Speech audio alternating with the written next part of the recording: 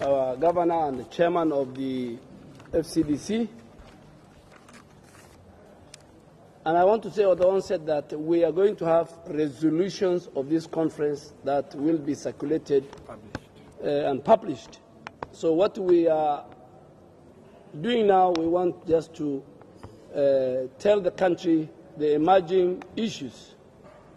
Number one, and all the issues that Governor Roba has said, we are united on those issues, whether it is census, the economy, security, fighting terrorism, fighting radicalization, and fighting violent extremism. We will work with the national government, with all stakeholders, to make sure that Al-Shabaab will not have a foothold in our counties. We will be part and parcel of those who will protect the national security interests of our country. We value the lives of Kenyans. We value our country. On boundaries, we know, as per the Constitution, there will be a boundary review that will come after the census. And we have heard of politicians saying, punguza mizigo. Our 10 counties, we want to make it very, very clear that, 15 counties, and the over 105 members of parliament and the county assemblies. We will not allow a single ward, a single constituency to be altered in the boundary review. We will not allow any of our 15 counties to be merged. We know the value of devolution. We voted for the 2010 Constitution because of, number one, devolution, and number two, those of us who are Muslims, because of the Qadi's court.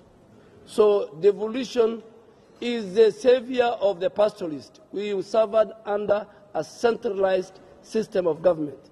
We will defend devolution.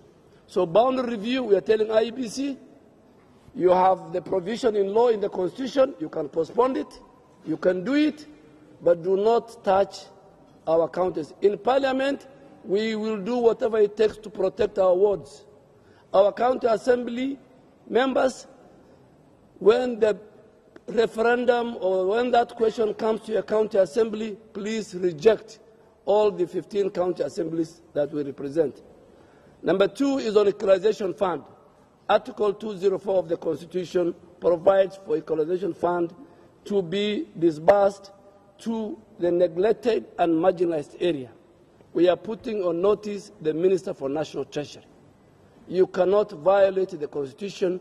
You cannot violate the PFM Act 2012. The money that is lying in the National Treasury, close to 45 billion, we will ask you to start sending that money to our counties so that it has projects and it will change the lives of our people. We will not allow impunity. People, as a country, we are fighting corruption. But apart from corruption, then there is impunity. Somebody doesn't want to implement the constitutional provision. This constitutional provision has a timeline of 20 years.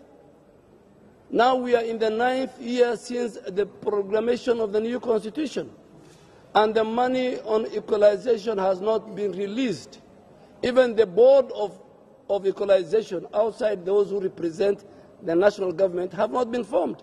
So we are telling Henry Rotich, as much as you will have issues with the dams, we are putting you on notice, and next week we will ask a member of parliament in the National Assembly to file a question to ask the minister to appear before the Committee on Finance and Budget and explain why he is breaking the law.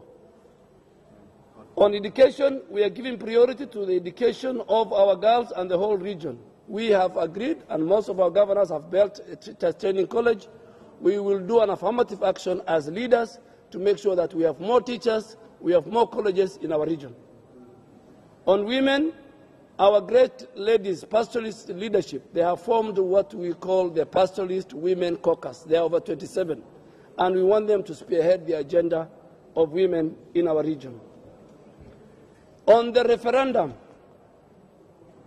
as I said yesterday, the referendum is not a property of anybody. It is provided for in the Constitution. You can either bring it through a parliamentary initiative, or you can bring it through a popular initiative, through the people. We will support our first question as pastoralists from 15 counties, we will file a question on the referendum if it comes on how to increase the resources that will come to the counties from the current 15% to 70%. We want 70% of the national revenue collected to come to counties. Absolutely. And we have no apologies to make. Absolutely. We voted for devolution.